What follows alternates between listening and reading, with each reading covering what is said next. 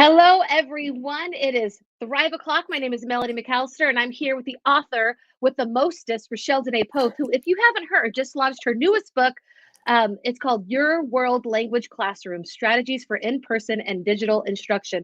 So hold that up. Congratulations, my friend. I know this will make a huge impact on those who grab this up. Rachelle and I are welcoming Chief Learning Officer Jesse Lubinsky in just a few moments, and we have every intention on having fun at the end of this show and during the show. So let us know if you'd like to join when we play our game. But Rachelle, before all of that, how are you doing this FRI-YAY? I'm still don't have a voice too much. It's enough, but I'm laughing just because of Jesse's comments in the chat that nobody else could see.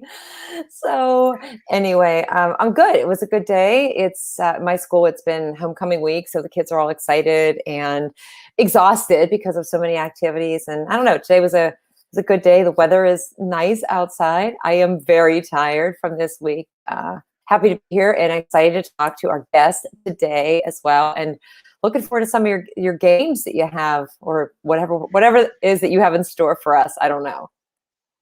Oh, yes, speaking of games, I do have one other thing I'll share later too. Or you can share it now if you want. Go ahead and share it now. Okay, I'll share it quickly. So for anybody who is a math teacher, anything math, I wish I had this when I was in elementary school, but I will drop the link in the comments. There is this awesome game that a lot of my friends were playing last year with their students, and it's 99 math game. You can follow them on Twitter. But it's like amazing. They have so many different ways that the kids can practice math, and it's free.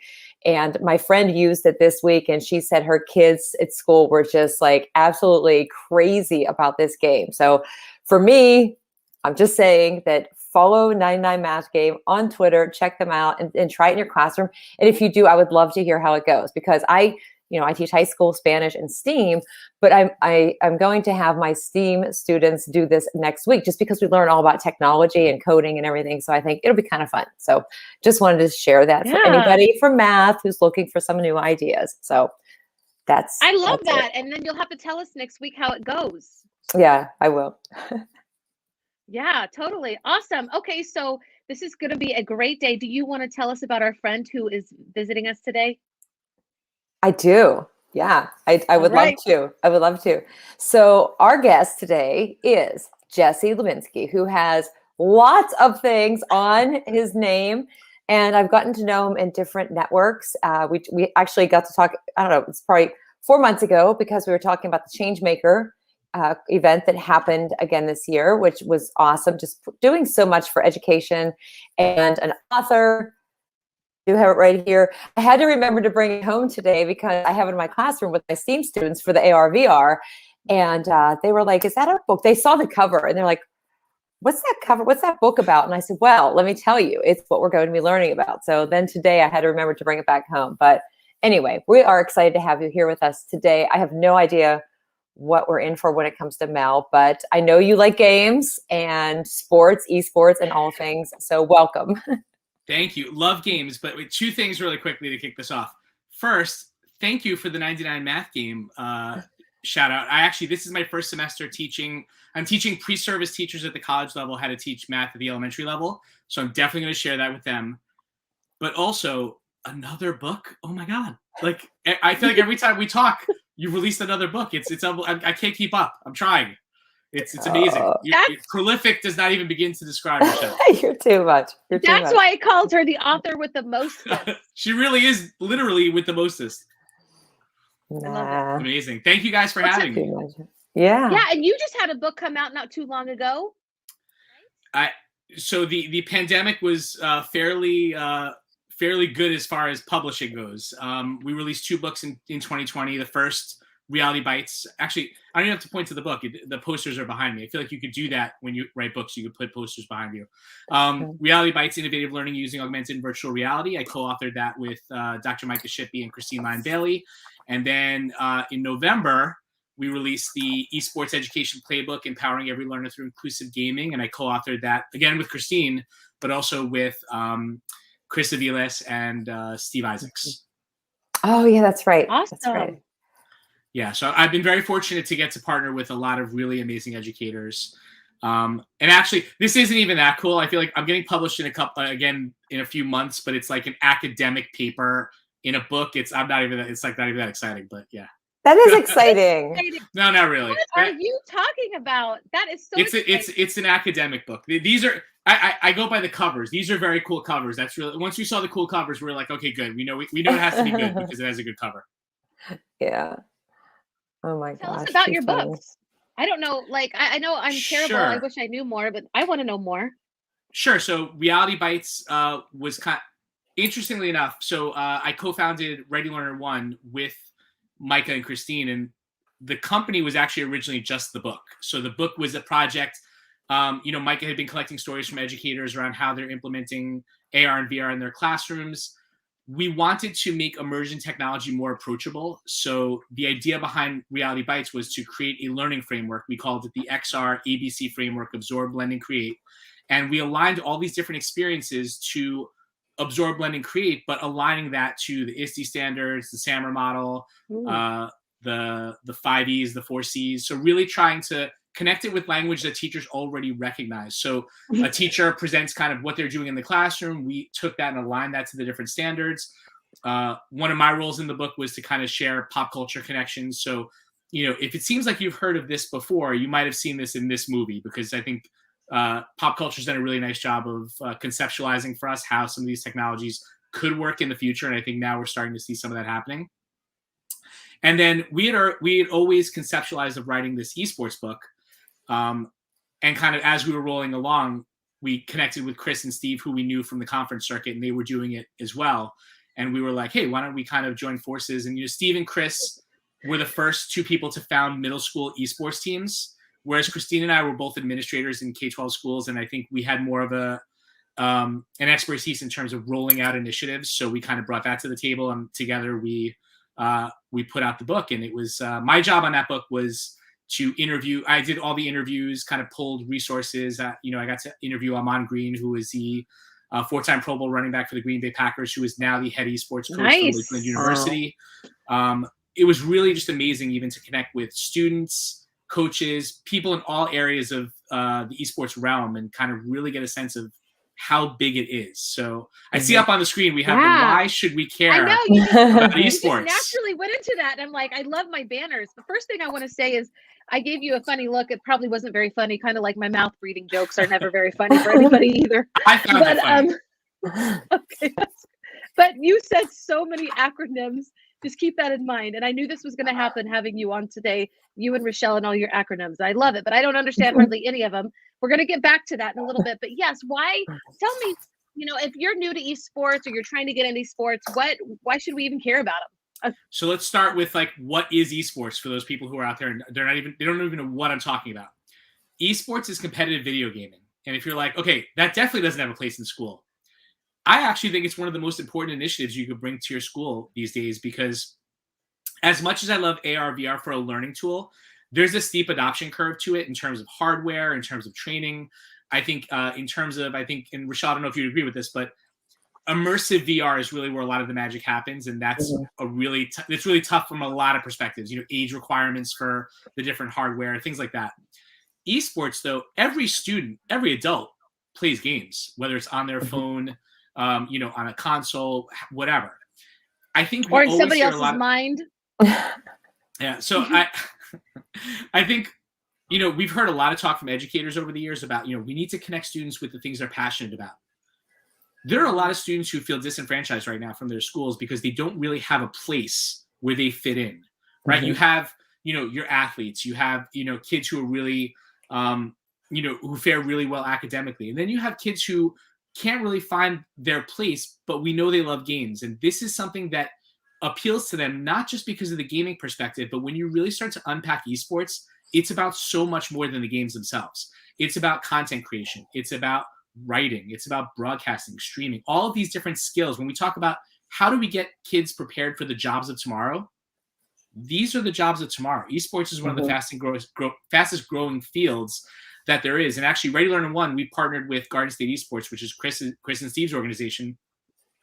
We're working with some schools right now on helping them develop esports electives for their high schools, which actually lead to a capstone project that can then be used to give to colleges as kind of like a sample of work of here, this is what I've done. And the project isn't about the game. It's about the actual work product of, I created this broadcast stream. I produced this. I did graphics editing on this. Scholarships are out there at the college level, not just for the kids who are good at the games, but kids who can do all of those different skills that are connected to the career pathways of esports. Yeah. So a couple of random things in not any particular order. Sure, throw them at me. Yeah, if I can remember what they were, because I was thinking like all these things. So esports, I had never really heard of it, but I think honestly that the first that I'd heard of it was from Steve, and I've known Steve for like many years, and I think he was the first one that I had seen. I had seen Chris posting some, and I think there was a blog earlier this year. I want to say on Edutopia, maybe, about esports and the program that Chris had started in his school, and I forget. Yeah. I think he's East Coast too for some reason. They're both New Jersey. They started Garden State Esports. Okay. Shout out to Steve and Chris. I'm actually wearing this shirt in honor of Steve. This is a Grateful Dead Egypt 1978 shirt. He's a big Deadhead, so yeah. That's so funny. But no, and with games, I remember being at like a coffee EDU at an ISTE years ago. And that's the first time I met Steve in person. Then he was actually organizing game meetups, like traditional hands-on game meetups at these different conferences. But so I started to learn a little bit about it. I didn't know a ton. And then my friend Laura Steinbrink, who you may know from Twitter, who does all the things, she does esports with students in her school.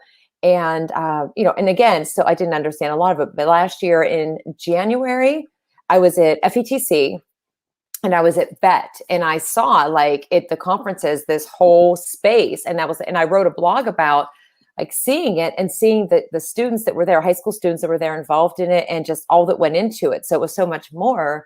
And now with my own students, like I know that they're really interested in that. But I was one who thought like, how could that be beneficial? But there's a lot that has been written recently about how it really does help with inclusivity and students who, like it's for everybody. It's not just for like somebody who's great at video games or somebody who's good at like any of these interests. And so I think that's what is so, great about having programs like that in our schools, or offering something where students can be involved in something like that. The most powerful stories I heard when we were collecting them for the book were stories of kids who were not good academically, or were kind of falling out of the school spectrum, and were pulled back in by this idea of this inclusivity and finding that safe space for them in school. And to your point, Rachelle, even faculty members like looking to advise on these type of things, you don't have to have any gaming experience. Mm-hmm. The kids know about the games. What they need is an advisor who's just willing to help support them in the kind of administrivia of getting a club up and running. But the kids know the actual games themselves. And I think the best way we've been able to kind of cross that barrier to adoption for some people, or even get it in their minds, is when you think about the pandemic. Esports was really the only thing that was still going on during the pandemic. It was the athletics of remote learning.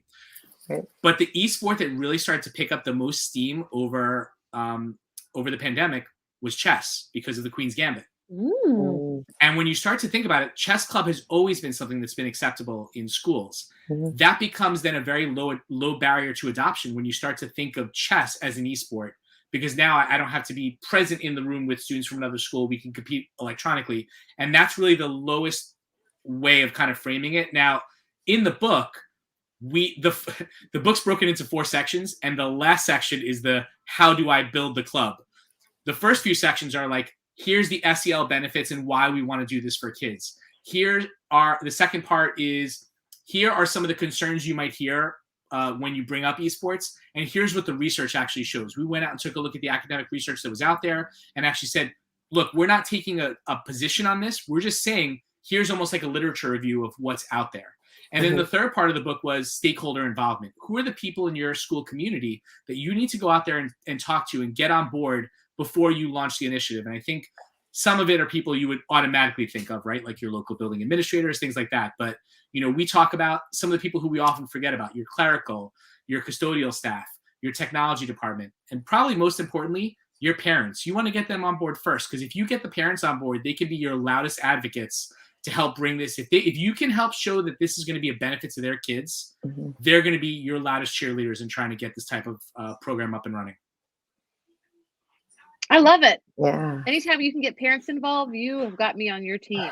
That's what I love. I've been putting up some posts because I have really not anything to contribute because I'm so ignorant about most of everything you're You saying. are not.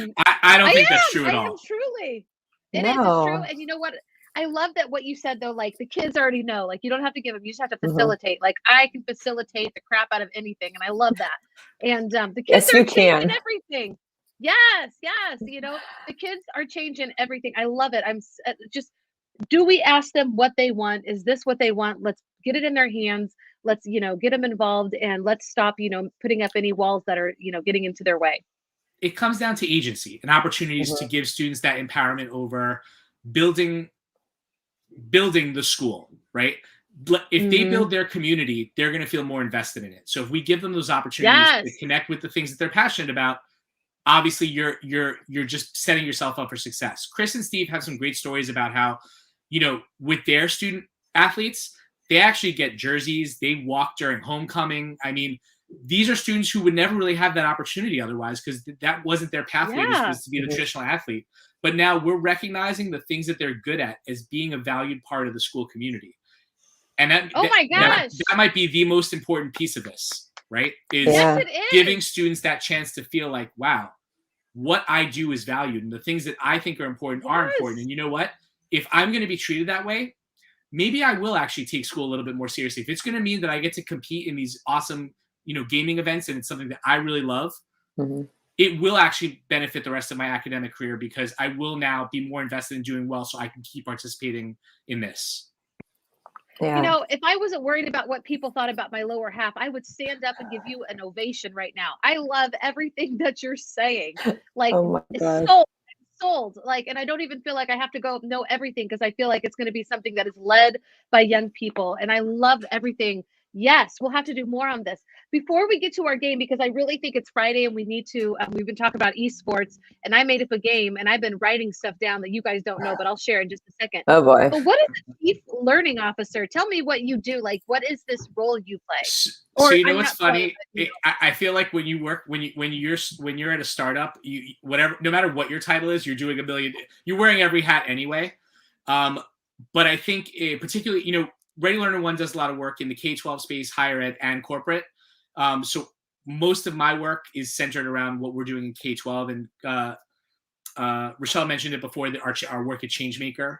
So we're actually trying to reimagine how professional learning is done for educators post-pandemic. So we've created a learning platform where we are running live PD, asynchronous PD. We're doing micro-credentialing. Districts host their own private channels on our platform, along with all the other amazing artists we've had an opportunity to work with. So it's I think when we start to look at the lessons that we've learned from the pandemic, I think there are certain things we obviously want to get kids back in classrooms and starting to do all of that work. But I do wonder, are all things going to return back to normal? And I think we're making a bet that, when it comes to professional learning, I think districts are going to see, rather than pay, thousands and thousands of dollars to fly someone out for a day, that they might get better bang for their buck by taking a look at what some of the virtual world can offer them. And so, as a chief learning officer, I think I just really kind of focus on what our initiatives are going to be in that K-12 learning space. So it's been a fun ride. I'm doing that. Like I mentioned before, I'm teaching college this semester. I started my doctoral work, so it's wow.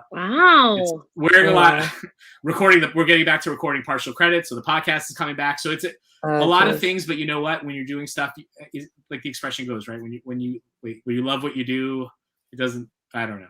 I know. It doesn't feel like work. I feel like it does feel like work though. It definitely feels like work, but I've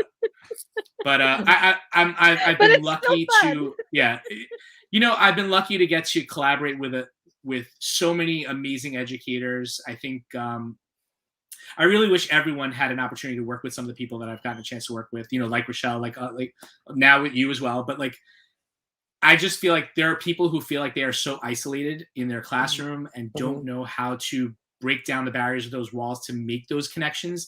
And I feel like once you do and you see the amazing work other people are doing, it really does inspire you, because truth be told, I don't think I'd be where I am today had I not really been inspired by the work of so many people that I saw on social media and, kind of placed on a pedestal and then met them and really got to learn from them. And It's been great. I hope more educators can find the time. I think that's really the problem, is finding time at this point, because everyone just feels so buried. This week alone, I've heard from like 10 people who are like, I want to leave education, and it's really we're in rough shape. We're in rough shape. So I feel like the work we're doing at Ready Learner One and Changemaker, if we can somehow reinvigorate someone or kind of provide some support for them to make them feel like they have people to connect with, I feel like we'll be doing something good for the educational community.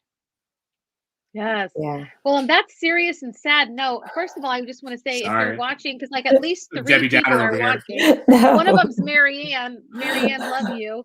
And a couple more, like, friends, if I gave you an invite to join us, now is the time to jump on that. We're just about Come to have on a fun in. game. Oh my God. Yes, but you're right. And so if you're teaching, we love you. We think you're amazing. And, you know, this year has been a word that I can't even say on here because Rachelle will get mad at me, but we know that it's been tough and we love you. You're and not so, but in it. now, Yeah, they're not in it alone. Mm-mm. I mean, it they're feels not like in it that. It alone. really does, Right. but they're not. And if we can provide a little bit of laughter in this next moment. So I made up a game and you two made it so easy for me because when you were talking about things that I don't know anything about, I started writing down some of the acronyms that you were saying. Oh, we got it. We got it. Ooh, Erin Kiger in the house.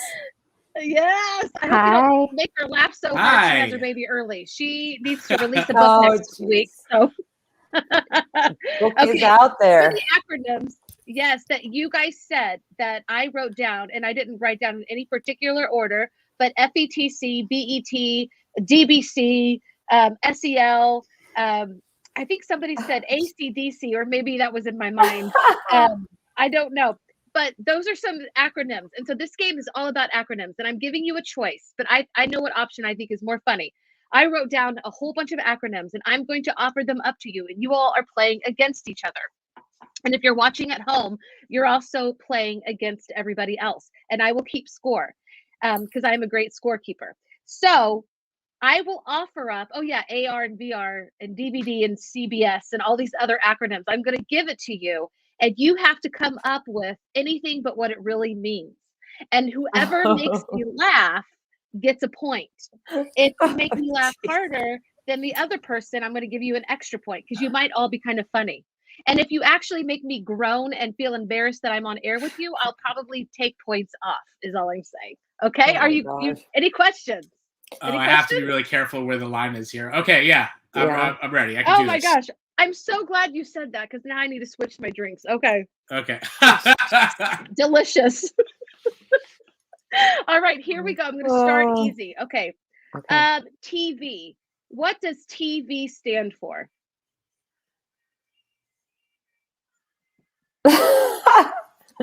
I don't know what a TV is. TV. The acronym TV. Yeah. Television. No, you're supposed to give me what it doesn't mean. I know. Come up with something funny. TV. What does it mean? That one is too hard? All you can think is television? I'm just not very creative on that one. I mean, well, you get a 0 on that one then. Just joking. I'm so cruel. I like just give me a -5, -5. Okay. I think that's fair. That's not fair. I don't want it. All right. I'm going to find something. Tarantula venom. Because I don't want to go like the R-rated version. Yeah, that's the problem I'm having right now. Version. The problem I'm having is trying to think of something clean. So I'm with her. Don't. What is Mir? Tuvative. Ooh, good mom. Yeah, Mary is in the house. Okay, I'm gonna give Erin 2 because she made me laugh pretty hard. So Jesse, you're saying nothing. I'm gonna give you -1. Wait, not too clever at all. Okay. I need a dictionary at this point. Yeah, like I had my T. Now I'm looking for I'm trying to think of the V. All right. I'm I'll take my -1. I'm gonna go for the comeback route too. Okay, I'm putting you a -1. Okay, here we go. Next acronym. Let's just go with SEL. What does SEL really mean? See, this is difficult because like I feel like if I make something funny out of social emotional learning, that I should get negative points. That's terrible. If you make me, I know, but making the teacher but I laugh can't- is good. I can't. I was Smelly elephant licks. Oh, that's good. Mel allowed to go on that one. I give you +2, which means you are now at 1. Very good. I got it. Oh, Stumped, Marianne. stumped, Go ahead. stumped, empty, and losing. That is so horrible. It's funny. I'll give you a +2. So you're still at -3. Oh, I like my mom's. Can I take my mom's answer? Yeah. Some excellent liquor. Okay, Marianne. That's a +3. Oh gosh. It's not excellent, but it will do. Marianne, this is for you. Erin, do you have anything? Sure, I'm hungry, so everything's kind of food related. Stinky eggplant linguine. All right. I don't want to make you feel bad because you're in. Just because I'm pregnant and hormonal, I'm going to cry over everything. You can still give me negative points. Yeah. Oh, okay. I'm just going to give you a +1. Now you have 3 points. Okay, so it's Erin with so traumatic that Rochelle's going to write another book. what not to do. Okay, Erin has 3 points. Rochelle has -3 points. Jesse has 1 point, and Marianne has 4. So far, Marianne is winning, and she's not. But I love this. Here it comes. All right, guys, we have another one. I just want to point out though, she's 2 people, so technically her score should be cut in half. Oh, I see where you're going with that. How funny. Oh my. Okay.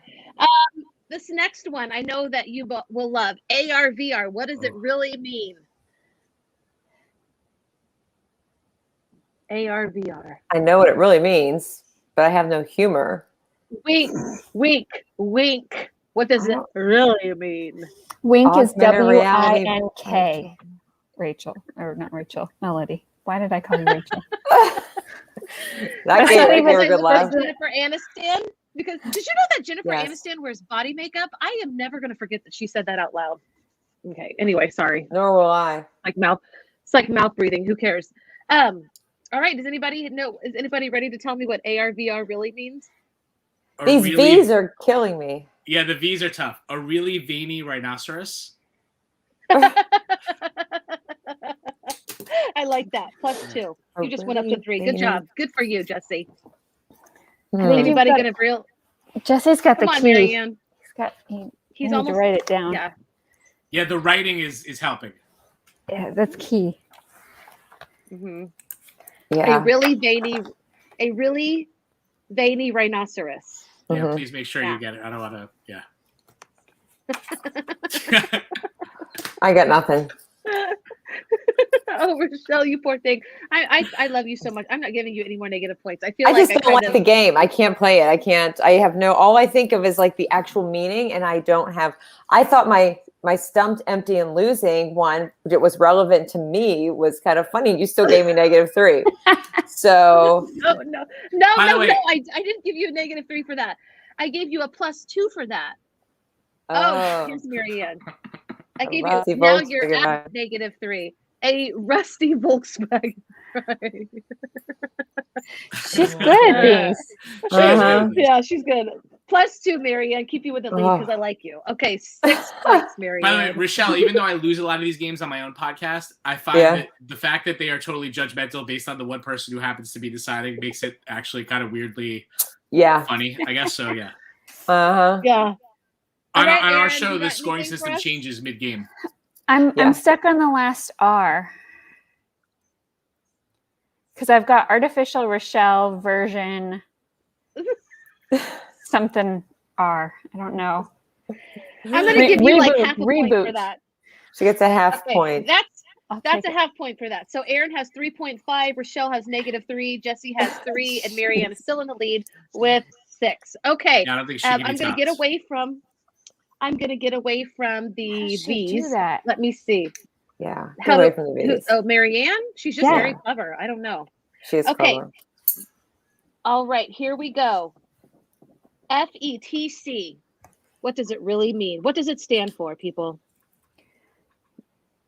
What does it really stand for? Jesse, I think I'd like to be a guest on your show whenever you play games. We do have a fun game, so we've done this multiple times where we find something random and strange on Amazon, and the rest of us have to guess what the actual price is, and it's usually those usually go pretty well. Huh. I don't know how that connects if you to say education, so. but if you say so, sir. Yeah. Okay. Okay. I had one, but it won't make you laugh, so I'm not even going to say it.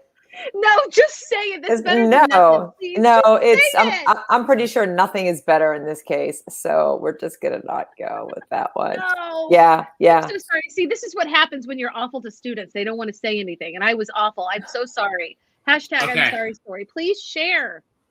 Go ahead, Jesse. Frozen Eskimo toe cheese. Oh, I was hungry until that. At least I came up with something toasted cheese. Yeah. That was a +3, Jesse. That was my favorite so far. Yeah, clever. Aaron, you got something for us? I'm stuck on the E. Give me a second. Felt every toe cred. That's all right, Mary. I'm going to give you a 1 for that. That's gross. So I'll give you 1 for that. So. Okay, it's not funny, but it's not gross either. So okay, French egg toasted cheese. Oh, that makes me really hungry. So because I'm trying to lose weight, I'm going to give you only ½ point. So now you have, Aaron, I'll take it. A total of 4 points. Rachelle still at -3, and I'm sorry. I wish you would play with us. I'm trying to play, but mine are stupid answers.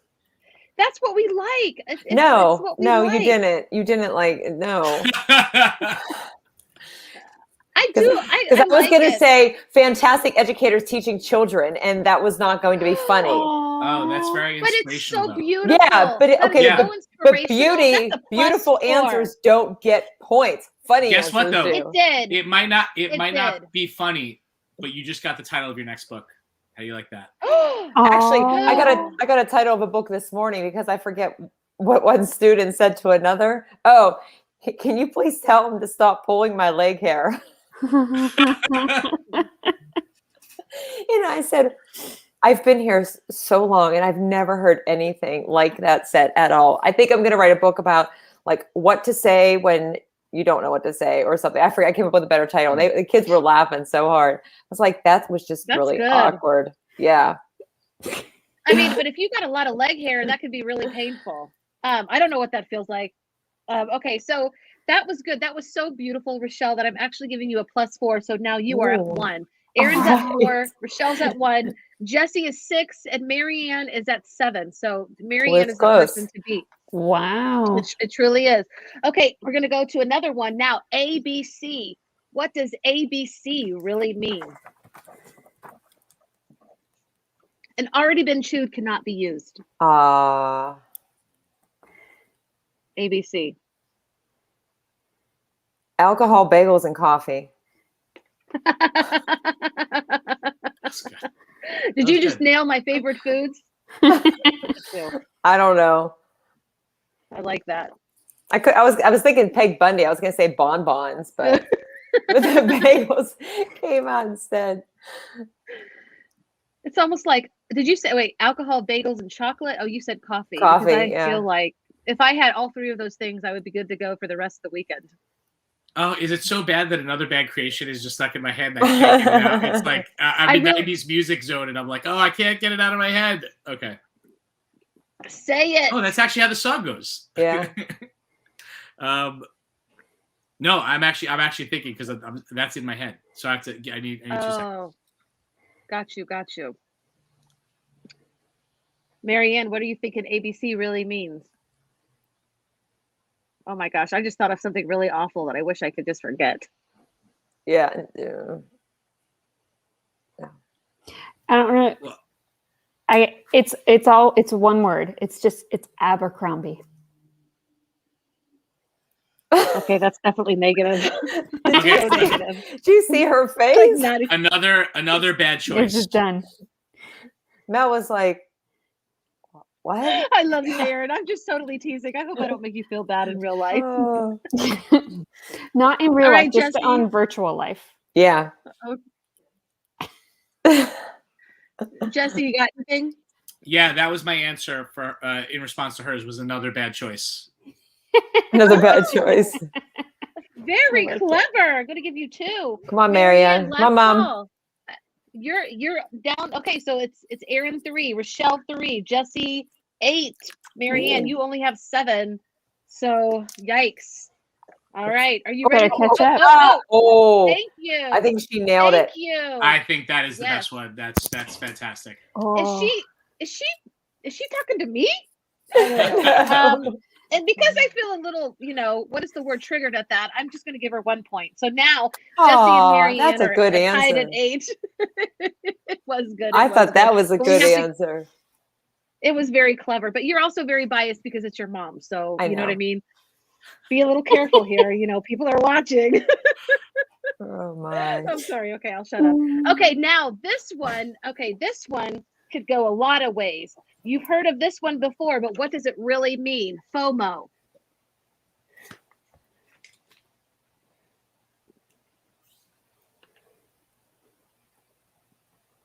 I hope I haven't aggravated you beyond comprehension.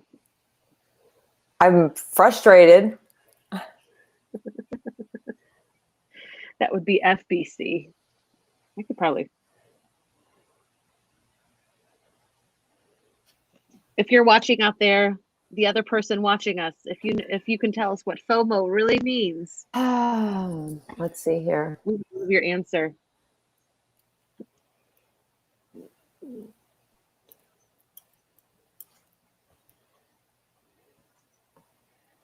Frolicking. I just thought of something with that. Can I say it? No. Figuring out. I don't know. Figuring out my ovaries. Oh gosh, that one was terrible. That was really bad. Can we delete that one? Figuring out meaningless. I was going to say words, but that's not with an O. So observations. Yeah. I like that. Focusing on my omelet. Ooh. Yes, ma'am. I don't That's know. 3. That knocked you up to 6. Which I Very don't nice. have one of. I like omelets. All right, Jesse, it looked like you have something. Forget other mothers' octopi. Forget other mothers' octopi. Oh my gosh. I wonder if Marianne could beat that one. I love it. I like it. Oh, I'm going to give you 3. Okay. Aaron, do you got anything? I feel like this should be the winning. You guys are so slow at this. I didn't plan for that, so we should probably wrap it up. This game is tough. It's tough. This is a tough game. It's easy for Mel. She's just writing the words and holding them up. I've been thinking about them. I wish I could say mine out loud, but I'm hosting it, so I can't play. I would. Go ahead. What are you thinking, Aaron? No, I'm thinking yours would be the most inappropriate. They would be, actually, Aaron. It's probably good that I'm not sharing anything that I guess. We're elevating this from PG to R this episode. Yes. You got anything for us? Me? No, Marianne. I'm waiting for Marianne. I don't know. Okay. All right. I don't know. We're running out of time, and I wanted to say before we leave, please go to partial.credit for Jesse's fun. He also has a fun podcast. This is a podcast, right? It is a podcast. All right. For more laughter. Okay. And if nobody else is going to say anything, I'm going to tally up my points. Who thinks they won? I know I didn't. It's either Jesse or Marianne. All right. I want to just give kudos to all of you. You were amazing. Thank you for being vulnerable enough to share your answers, even when I was a horrible teacher to you. Erin she ended up with 3. Rachelle came out I was really surprised, but she came out with 6 points. Way to go. Jesse knocked it out of the park with 11. He is the winner. And Marianne, you probably would have won, but I didn't get your last answer. You did a great job at 8. So Jesse, for being Humbled. a winner. Thank you. Very. Yes. Your prize is this trophy I'm giving you. Here you go. Oh, thank you. Oh my God. It's going right here on my table. Looks great. Awesome. Looks great. I hope you treasure it. Well, with that, everybody, we hope that you have a great weekend. Does anybody have one last thing they want to say to everybody? Enjoy the weekend. Have a great weekend. Hang in there. Bye. Yes. We love you. Bye, everybody.